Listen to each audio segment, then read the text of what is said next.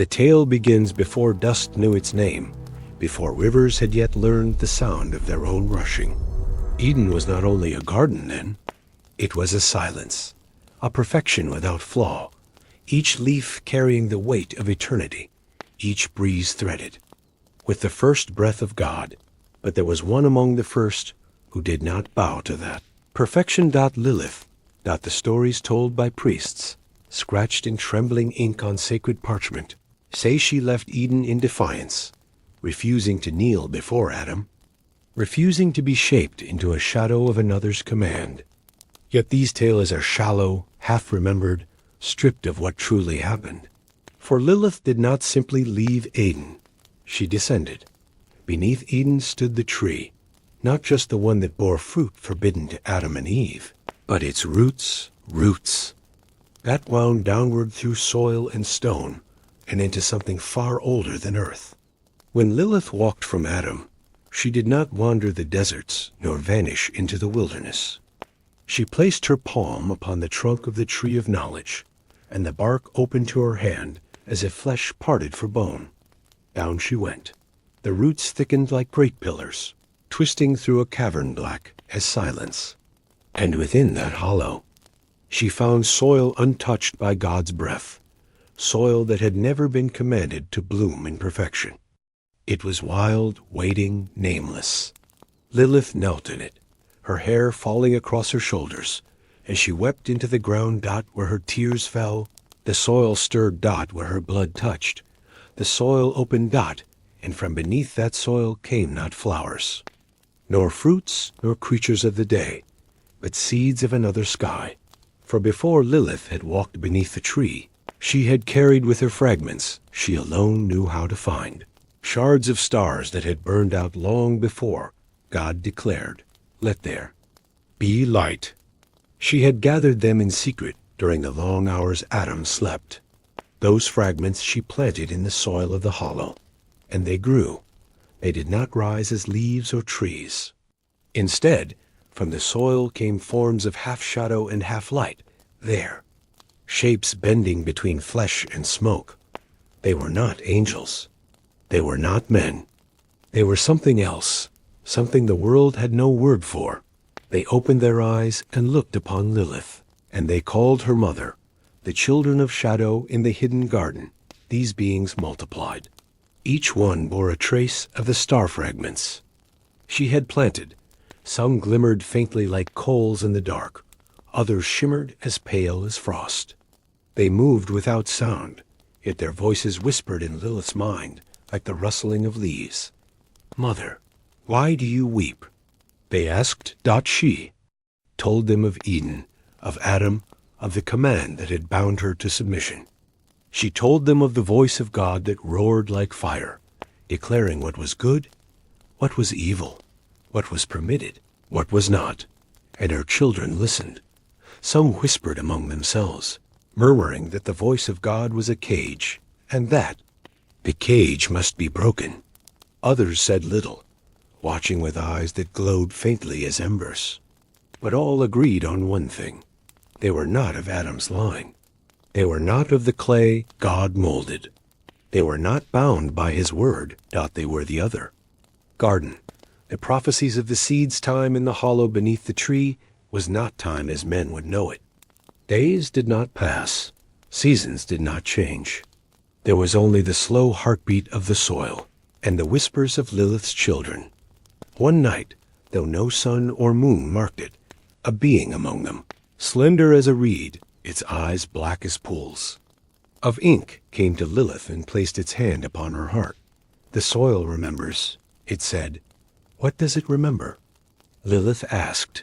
"The soil remembers the weight of what will come. A river of glass, stars that fall one by one, a crown of ash, a door of black stone that will crack open." Lilith listened, her lips trembling.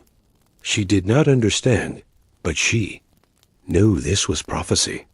The beings born of her seeds carried memory not of the past, but of futures buried deep. Her children whispered further prophecies in the nights that followed, of men whose hearts would beat like stone, of mountains bowing, like old men, of elders of the earth, who spoke only in whispers.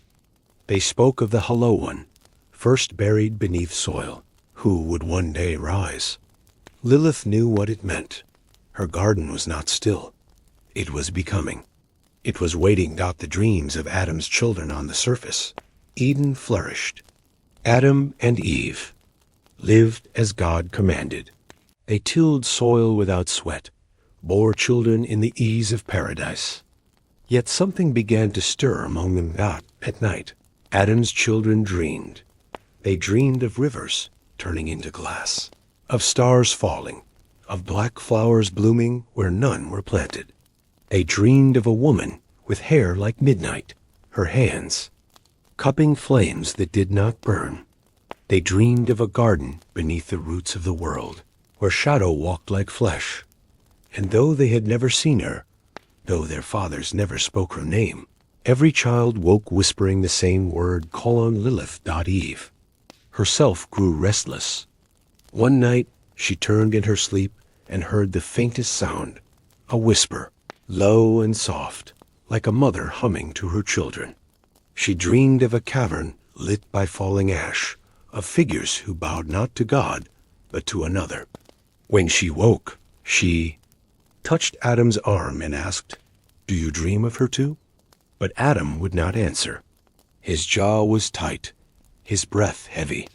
He turned his face from her, for he too had dreamed, and in his dream, Lilith's hand was stretched toward him through roots and darkness. The boundary thins the hollow beneath the tree did not remain sealed. Cracks appeared in the soil above, thin at first, then widening. Sometimes the roots themselves groaned, as if strained by weight unseen.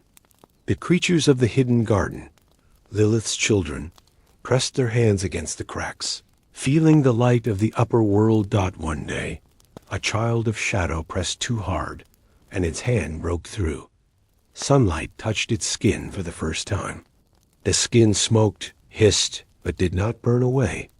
It looked up and saw a sky so blue it seemed impossible. "Mother," it whispered when it returned, "there is another garden above ours." Lilith's eyes darkened. "Yes," she said, "and one day they will see ours." Closing of part. One in the years that followed, Adam's line spread, but their dreams grew darker. Whole villages woke screaming, whispering Lilith's name. Animals turned from rivers that gleamed as if frozen into glass. Stars began to fall, not in showers, but one by one, like lamps being extinguished in heaven. And beneath it all, in the hollow, the children of Lilith grew restless. They no longer whispered only prophecy. They whispered hunger. The soil throbbed. The crown of ash pulsed. And the boundary between the two gardens, God's Eden above, and Lilith's beneath, grew thin as breath on glass. The boundary broke. On a night without wind, men had gathered beneath the sky to mark the falling of the stars, for it was no longer rare but constant. Bright fires dropping from heaven like birds pierced by unseen arrows. Villagers whispered in terror that the heavens were dying, that God himself had grown weary of his creation. But the wise elders only hushed them, saying nothing, speaking only in whispers, as though words themselves might summon what they feared. On that same night, deep below, Lilith felt the soil shift. The black door at the end of the hollow, a door older than God's Eden, veined with cracks of faint fire, trembled. Lilith, standing before it, placed her palm upon its stone. Her children gathered around her, their eyes burning with ember light. "It begins," she whispered.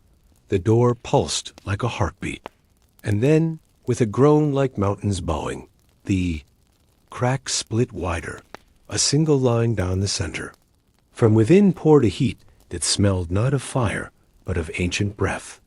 Something stirred on the other side, a presence vast, neither demon nor angel, but the first forgotten, the Hollow One buried beneath the soil since the shaping of all things. Lilith turned to her children. "Not yet," she said, her voice trembling. "The world above is not ready." But the children were restless. For too long, they had been shadows pressed against stone, hearing the laughter of Adam's children above. They wanted to walk where the rivers turned to glass. They wanted to taste the fruit of the sun. And so, against their mother's command, they pressed through the cracks in the soil, one by one, until the first of them stood under heavens. Fading stars. The first crossing the first to emerge was a child whose skin shimmered like moonlight on water. Its eyes were hollow, black as the deep well. It stumbled into a village where men slept and stood silent in the square. Dogs barked, then fell silent. The air grew still. A child awoke and saw it, a figure both luminous and void, its face almost human, but too smooth, too unbroken. The child screamed. Villagers ran, carrying torches, but the torches dimmed when held near. The being raised its hand. The river that ran beside the village shuddered, then froze into a surface of glass. Fish lay beneath it, still alive, trapped like dreams beneath ice. The people fell to their knees, some crying for God, others whispering the name they had long. Carried in dreams, Lilith. Adam's anguish far away, Adam too saw what was happening. He woke in the night with sweat on his brow, his breath ragged. Eve asked him what troubled him, but he would not say. He remembered the first woman, the one who had walked away from him into shadow. He remembered how her eyes had burned with a hunger unlike any angel, and now the dreams had returned, stronger than ever. In his sleep he had seen a door of stone breaking, and a figure stepping through with wings of ash. "Eve," he whispered. "Finally, she is returning."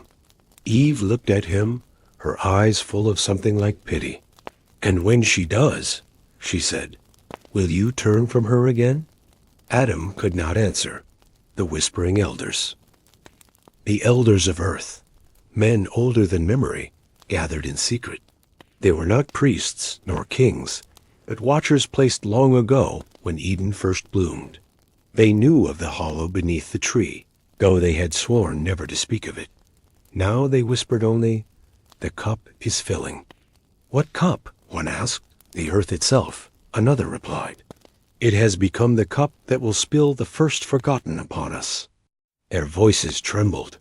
None dared speak Lilith's name aloud. The beating heart of stone, meanwhile, beneath. The tree. Lilith stood before the black door again. Its cracks glowed red like veins under skin. A sound throbbed from within. The steady beat of a heart. Deep and slow her children pressed closer, whispering, "Let it out, mother. Let the soil breathe.